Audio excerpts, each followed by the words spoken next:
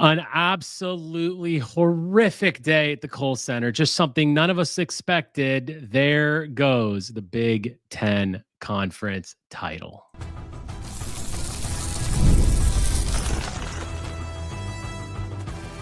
You are Locked On Badgers, your daily podcast on the Wisconsin Badgers. Part of the Locked On Podcast Network, your team every day. Welcome into Locked On Badgers, part of the Locked On Network, your team every day. I'm your host, Rajiv, joined by Ryan and Dylan Graff to talk about all this madness. Today's episode is brought to you by FanDuel. Right now, new FanDuel customers can get $150 in bonus bets if your first $5 bet wins. Yeah, it's definitely time to play some of this.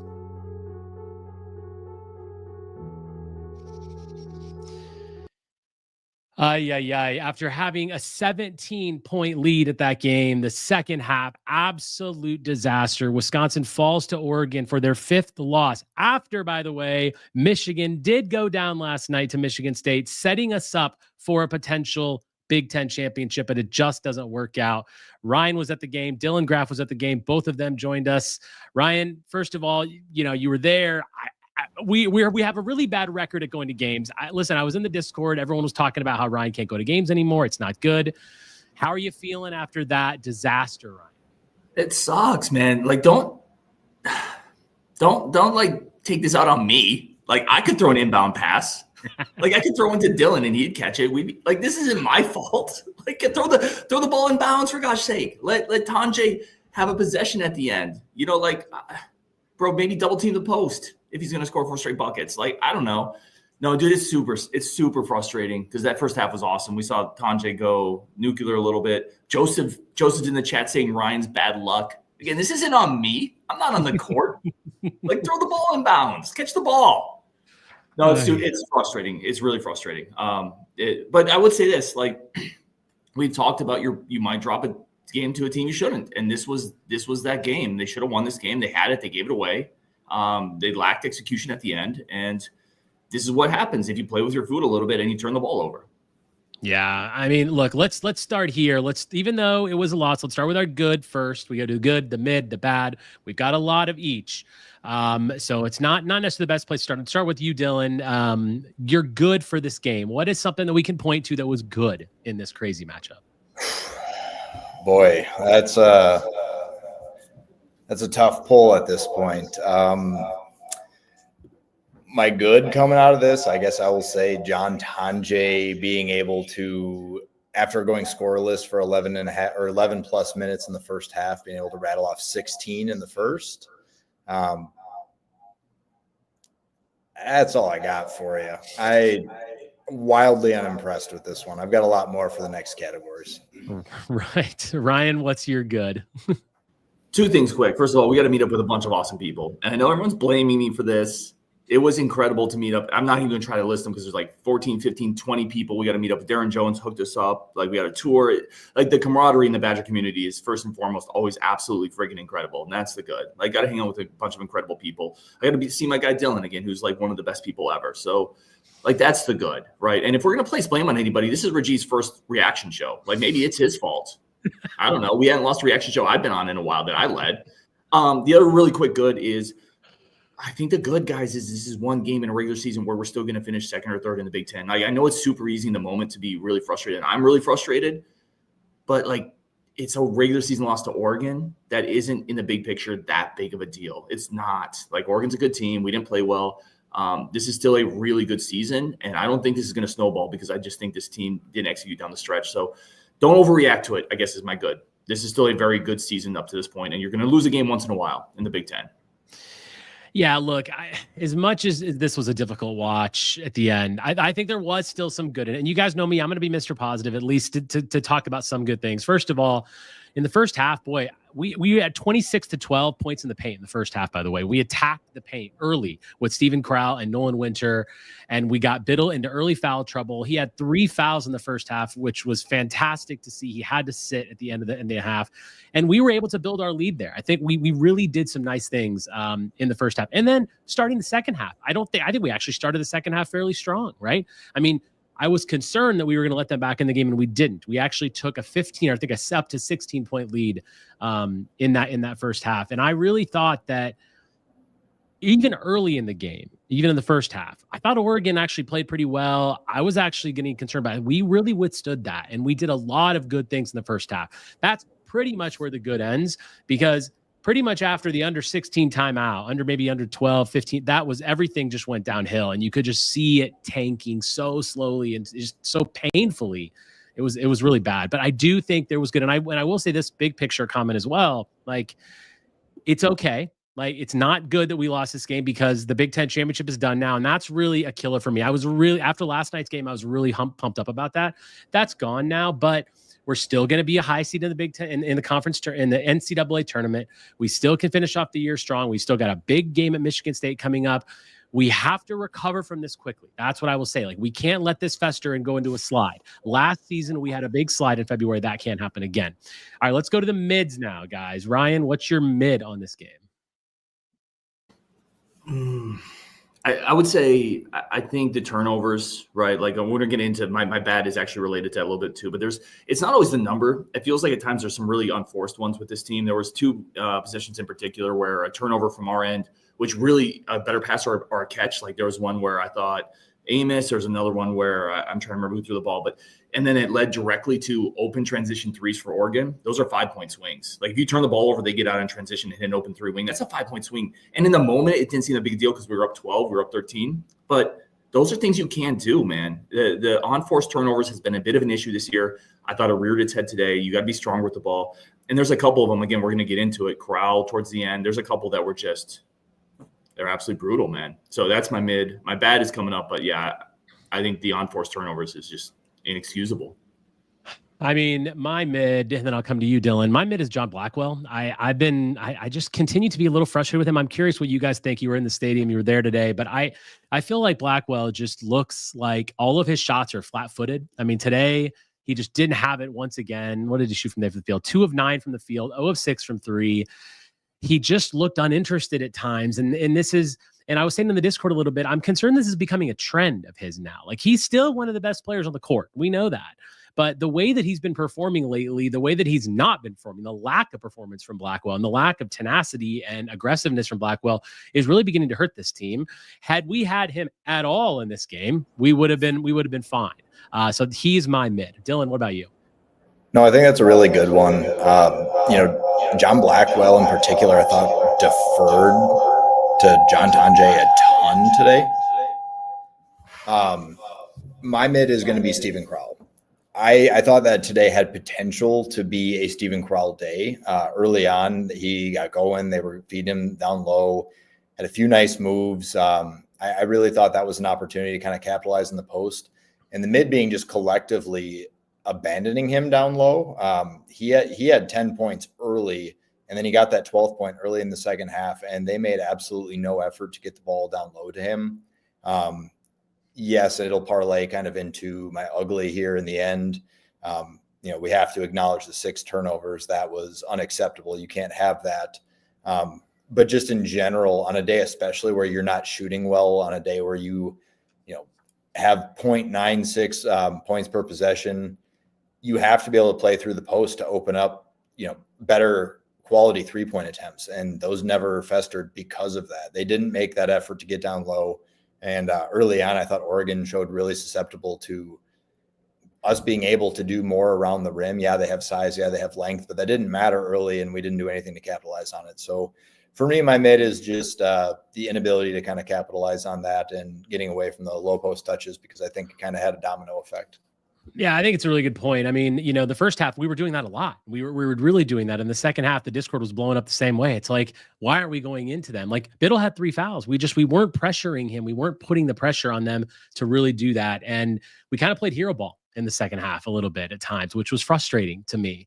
And that's just difficult. We're going to take a quick break, come back and talk about our bad player of the game, if there is one, and then a lot more to break down when we get back on Locked On Badgers.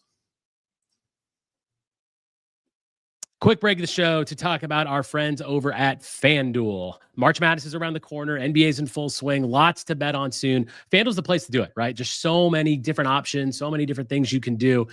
With FanDuel, you can place live bets throughout the game. So even if you miss the opening tip-off or want to bet on fourth quarter comeback, you can stay in the action. And if you're looking for a bigger payout, you can even combine your live bets into a same game parlay. For all everydayers out there, you know how much I feel about sports gambling. You know I love it.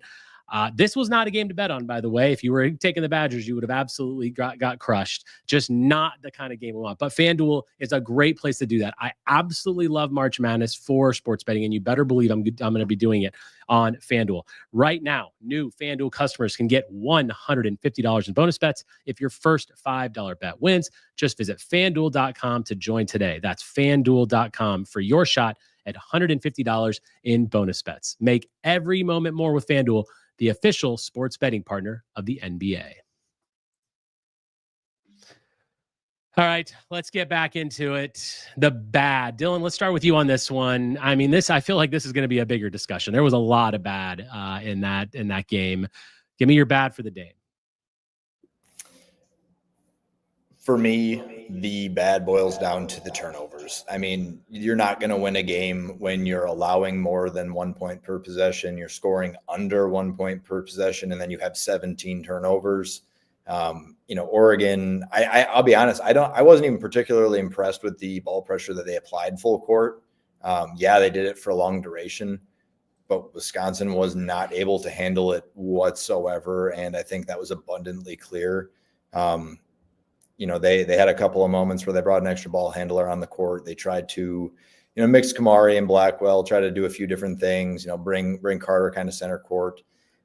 It didn't work. And it completely got them out of who they are. And it's one of the few times this season where I feel like I watched that pressure disorient them to the degree that it didn't allow them to get into their sets, to run their offense, to flow the way that things have to this point. And it's not one of those things I want to say the book is out on Wisconsin because it's one game. Everyone's entitled to a bad day. We've watched a lot of good basketball happen here, and I don't want that to get lost in all of this. But today, the bad for me is just the inability to handle this ball pressure and, just collectively not be able to bounce back from that. It was one of the few times that I've been able to maybe just question their mental toughness for an afternoon.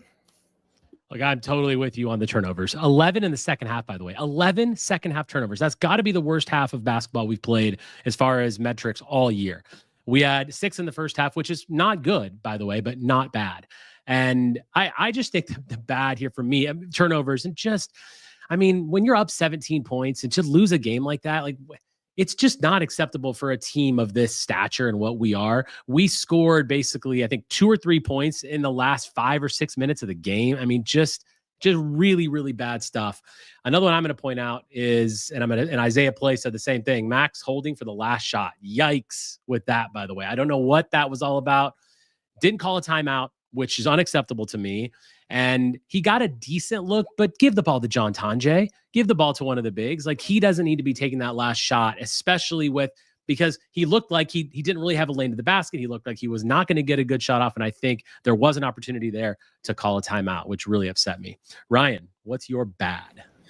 It's literally just one play. Just throw the ball in bounds, right? We talk about, but honestly, despite everything that happened, despite Blackwell having a bit of a forgetful day and Crowl folding a little bit in the second half and the turnovers and some of the late game, just throw the ball in bounds. You're up by 3 with an opportunity to inbound the ball. They're going to have to foul you. You're the best free throw shooting team in the country. We talked about it. You win this game if you just throw it in bounds. It's as simple as that. It was just a lack of awareness that we haven't seen from this team. And I know Dylan mentioned one of the first times you can talk about, maybe they just weren't fully locked in, whatever it was.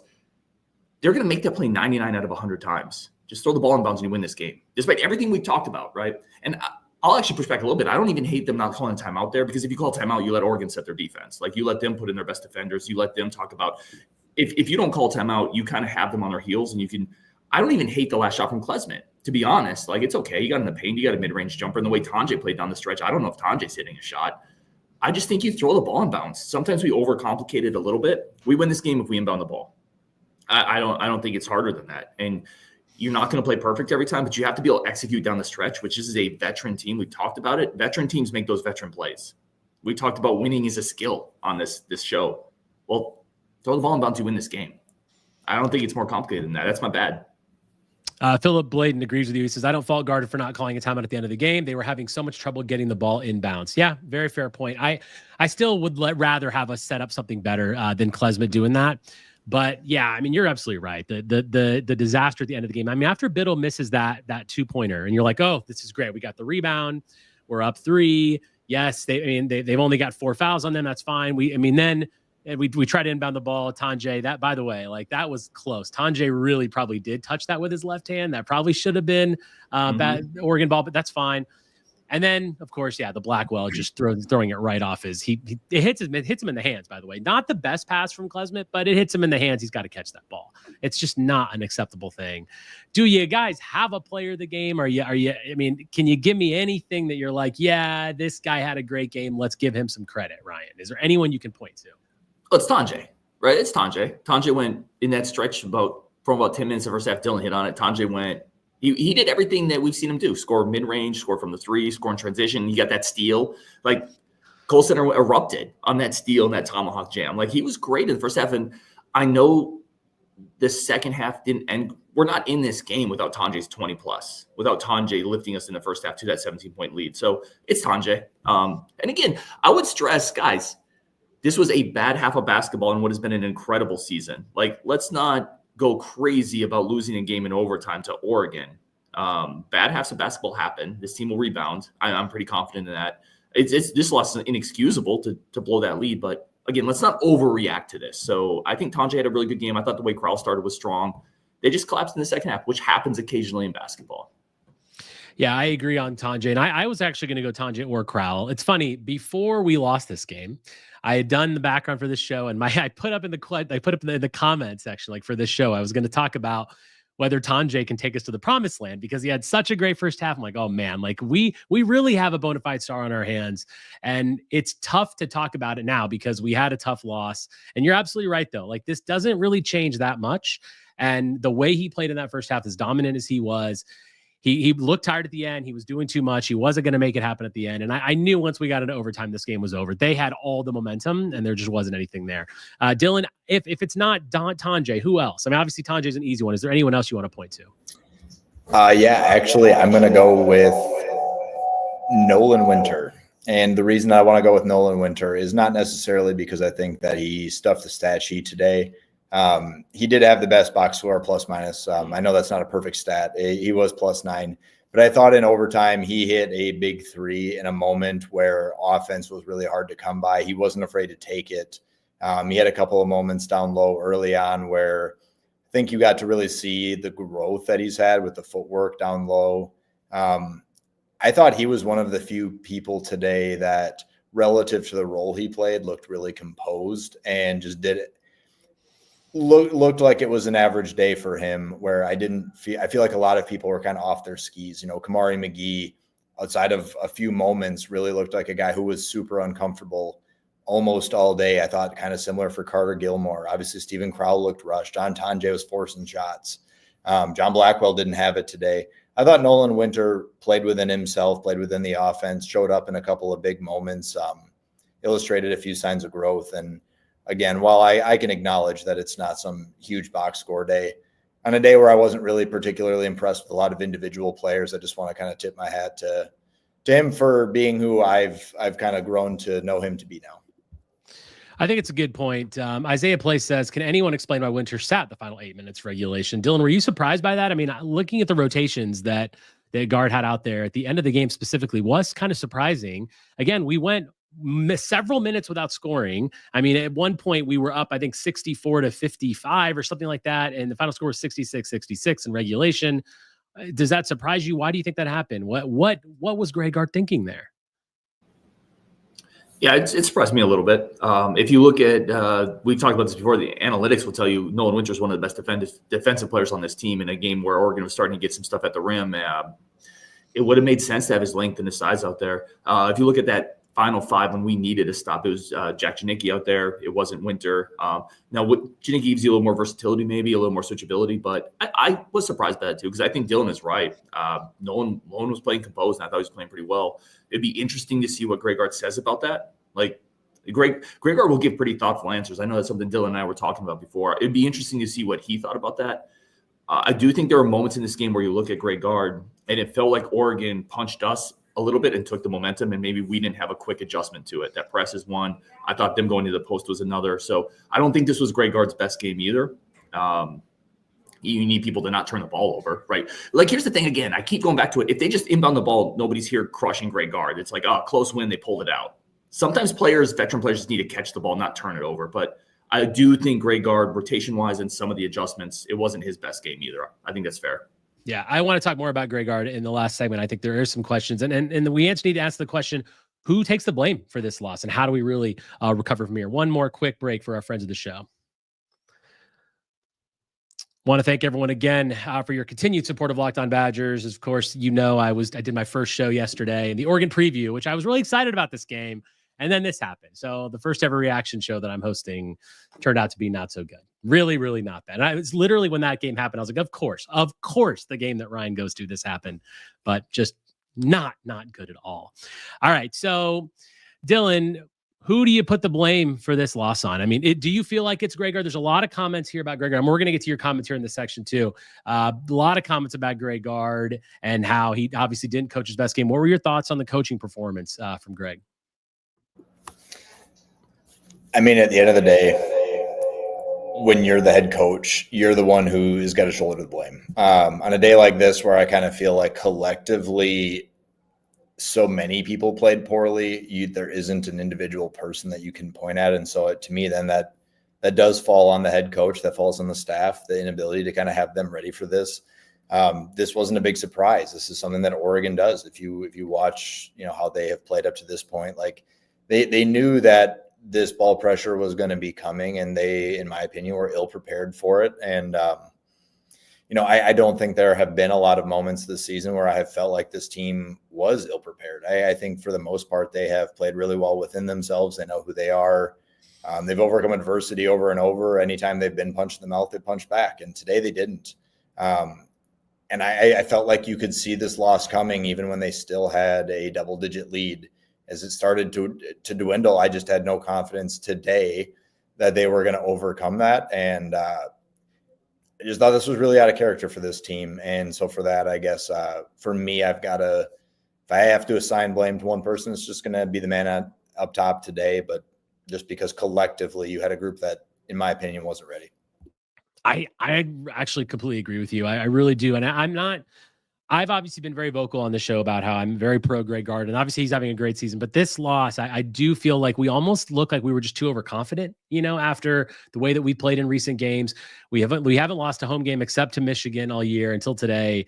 And I think that you could even see it like late in the second half. I just felt like there could have been more discussion in the timeouts about trying to keep things tighter and going more to the lane. I just felt like we got so far away from the things that made us successful. And that drives me crazy about this team. And again, and I'm going to say this, like, you're right, Ryan, like this is in the grand scheme of things, it's not really that big of a deal, but we're in instant reaction. That's what you're going to get here, right? Is that instant moment reaction of just sadness. And I'm upset because I was really pumped for the chance to win the title, and that just kind of went out the window today, and that's really disappointing. And I don't know if we're going to beat Michigan State. I don't know if we're going to finish in the top 4 and all that stuff. But what I do know is that there is still positives to look at. There are still things to take away.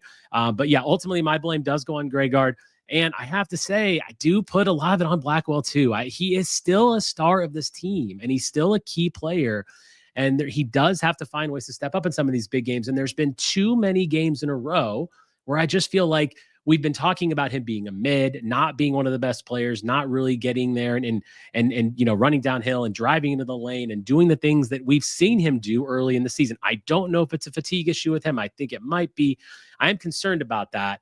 But it's just something that I feel like we've got to get past. And look, there is still a ton ahead for this team. There's no doubt about that, right? There's a lot to think about. Ryan, how do you feel like we can recover from this game? First of all, who do you blame the loss on? And where do you think we go from here? Are you comfortable finishing out the season? Or are you feeling good about this? Or are you concerned now that we could potentially go into a bit of a slide?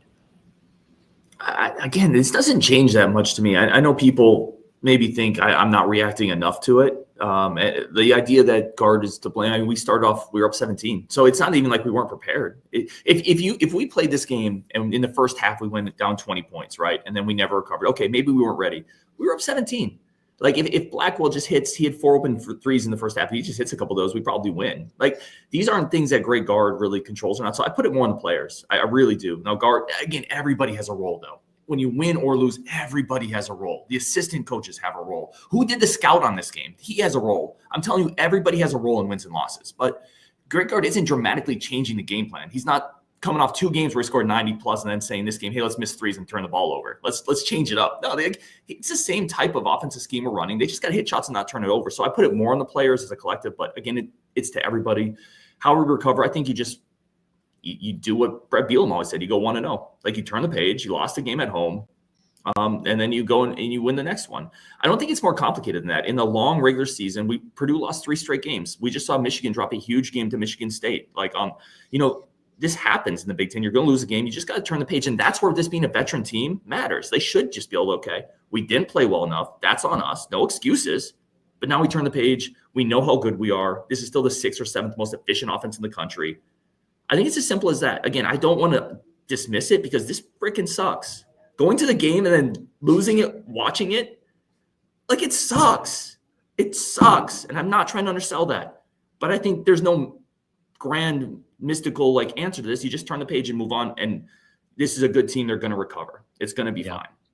Yeah, I mean, listen, we have to be really selective about the games that we go to from now because I want to just see a win. I just want to see a win. I went to, I picked that we were winning at USC and at UCLA. Of course, I picked the UCLA game to go to because that's the one that we were going to lose. And our football record is not good. It's just yikes. Steve Schweitzer says, disagree. This loss means a lot. I get that, Steve. I feel like I understand that. Like, given the fact that we were closing in on a title, given the fact that we have had such a great home record in an arena that I feel like our home sort of some of that aura of the Kohl Center has gone away over the last few years. But then I thought the atmosphere was great. I'm assuming you guys think the atmosphere was good tonight. I'm curious your take on that. I think it was good. And I am surprised by that. Craig says Blackwell has been mostly uninspiring for the last month. Dylan, I want you to get your take on Blackwell a little bit. Like, what's your take on his arc this year as far as how he was at the beginning of the year and where he is now? And how do you see this progressing throughout the rest of the season? So I definitely want to address one other thing first. That being that the Kohl Center, I don't really believe it's really lost its aura all that much. They still have the 3rd best record in the Big Ten during the Greg Gard era. And over the last 25 years have the best record in the Big Ten. So I don't think the Kohl Center's lost it. I will agree that maybe the atmosphere is not what it once was, but it's still a home court advantage. Like very few programs in this country can compare to it. I believe it's the 7th best record of any home venue in college basketball. So I'm going to have to push back on that one. But as far as John Blackwell, I think right now what we're seeing is, yes, even though he's not a freshman anymore, and you sometimes can point to that freshman wall, this is the first time that he's having to be the on-ball defender of the primary ball handler while initiating our offense in a role that I think he's more than capable of playing. Obviously, he's done a nice job, but it's not a role I think that he's best suited for, and I think it's starting to wear on him. I mean, we've played terrific basketball to this point, and he's been one of the key reasons that's happened. And I think that we're starting to see him really defer to Tonje a lot more, where it used to be kind of a 1A, 1B situation for stretches. To me, that's really all that it is, if I'm being totally honest. I'm not totally concerned. I think any player kind of has stretches where they have lulls for 5-6 games. They work through it. We have a stretch coming up that's manageable, and maybe you can, put some teams away, save him a few minutes here or there, before the Big Ten tournament, for the big dance, all those things.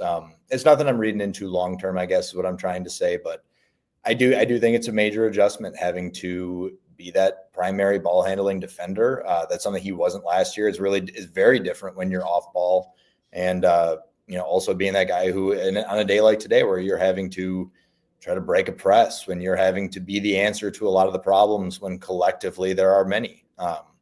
I think that's a lot to ask of a player who's still just a true sophomore. So nothing I'm worried about long-term, but I think there's reason for it. Yeah, no doubt. Oh man, this is a tough one, guys. It just is. Like, it's just so awful to sit here and have to talk about this loss after so many weeks of this team just riding so high. And yikes. All right, let's go around final comments. Anything else? You guys were there today, the atmosphere, everything. I'm hoping you guys had a great time, by the way. It's great that you got to see each other. I'm very jealous that I wasn't able to be there. Ryan, final thoughts before we close the show today. Anything else you want to get into on your news and notes? No, I think we hit it. I would definitely say thank you to Darren Jones, hooked a bunch of us up on a tour. We got to see a bunch of great people. Again, that's the best part of this, is always the community, right? So I think very grateful for that. As always, super grateful for that. And again, in terms of this team, it stinks. It stinks to lose. I always say it's like being a fan hurts more than it's happy. You have more pain than happiness when you're a sports fan. That is a very true thing, especially to some of the teams that we all root for. So it's a painful loss. They collapsed on the stretch. Long term, you have a sample size. I think here's where to finish. You have a sample size of 20 plus games, right? Don't get too off kilter based on one half. Like, the sample size says this team is really good, and I think they're going to rebound. I think they're going to be better than this. This is one of the worst halves they played this year. It stinks that we were here for it, but I think they're going to rebound. I think it's fine, and super appreciative of the community as always. Yeah, no, definitely. And what I would say, then I'll come to you, Dylan. I would say that, like, we took 28 threes and made 7, right? Like, we haven't had 7 threes made in a while. That's going to happen. It's just going to happen. Now, I actually was thinking for a while that, you know what? I mean, we were 2 of 12, I think, in the first half from 3, and we were up 12, which is pretty great. So I thought to myself, okay, well, that's actually good. We're not shooting that well, and we're still going to win this game. It didn't work out. We are still very 3 dependent, and we're still going to have to be. But I do really appreciate how much we went early, and we went into the paint early. Had we done that more in the second half, I think we would have been far more successful in the game. But in the grand scheme of things, we're still okay, right? We're 11-5 now in conference. We've got 4 games left to go. We've got a home game against Washington. Now, I'm sorry, you just have to win that one. You can't have another loss. And then you got the tough game against Michigan State, and then you close out with a couple more. Let's build some momentum. The season is still, there's a ton left to play for. And while maybe we've lost out on the regular season conference, there's a tournament title we can get. There's an NCAA tournament that we can play. So there's still a lot to fight for. Dylan, your final thoughts on the game today? Anything else you want to hit on? Yeah, I guess for me, it really just comes down to the piece that stings the most is that this team did have a conference title potentially in front of it. Obviously, they were going to need a lot of help. But this has been a team that has been so well constructed, that has come together in a way that I feel like even the most optimistic fans couldn't have really envisioned. And so for that, it really stings. You put together an offense that is, top 10 nationally right now. And while Wisconsin continually finds a way to put together teams like this, over the years, you just never want to take it for granted. You never know when the next one is going to come. This offense has been special. And so, while a lot of their goals, the majority of them are still very much in front of them, it still stings today that you walk out of the Kohl Center knowing that individual piece, one of those individual goals is no longer within reach. Any year where a lot of people didn't expect that. So I think for me, it's a special team. It's been an absolute treat to get to watch them, in a transfer portal era where I think a lot of people maybe had concerns over whether or not they would feel the same attachment to the teams. I think this one has gone out of their way to alleviate some of those concerns, and I think that's been special. So I guess the fact that the conference title is no longer within reach things a bit today, but just appreciate this team in general, and I'm with you guys in terms of the sample size tells us that this team is so much more than what we saw this afternoon, and so I'm not going to make more of it than that. Absolutely. And I think in the end, for me, it's like we have to remember that, like, this team has been really fun to watch, and they're still going to be fun to watch. They still scored 90 points in the last 2 games. Yeah, they only had 28 points in the second half today, which is very slow and very surprising. But there's still just so much more to play for. Ryan, did you have anything else you wanted to add? Yeah, I'll just finish with this because I'm seeing the chat. I'm on my laptop, so I can't interact as much in the chat.